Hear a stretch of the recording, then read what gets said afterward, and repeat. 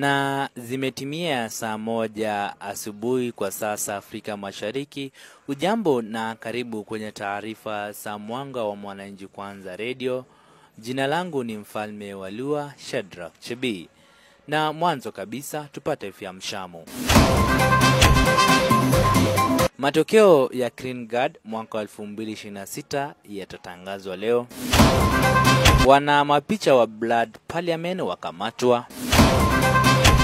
Kenya yadhamiria kupunguza nakisi ya bajeti hadi 4.5%.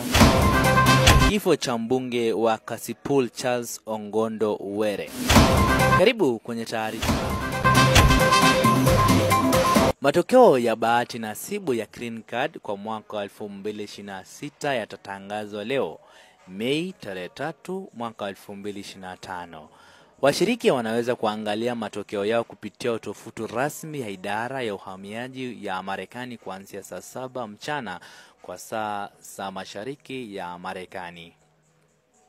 Na kwingineko ni kwamba wana mapicha 4 wa Kenya waliodaiwa kuhusika katika utayarishaji wa filamu ya BBC Blood Parliament wamekamatwa, hatua iliyozua wasiwasi kuhusu uhuru wa vyombo vya habari nchini.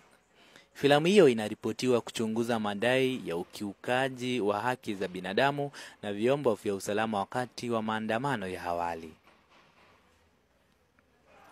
Na serikali ya Kenya imetangaza mpango wa kupunguza nakisi ya bajeti hadi 4.5% ya pato la taifa kwa mwaka wa fedha mwaka 2025-26 kutoka 5.1% mwaka uliopita.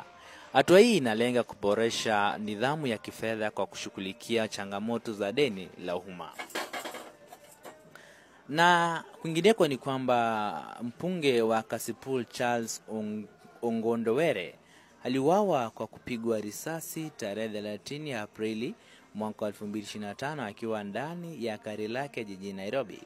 Polisi wanachunguza tukio hilo ambalo linadaiwa kuwa ni shambulio lililopangwa. Na hadi hapo mpenzi msikilizaji, sina la ziada wala la masidadi, ila tu ni kusia kwamba endelea kufuatilia Radio Mwananchi Kwanza. Nimekuwa wako Mfalme wa Lua, Shadrack Chebi.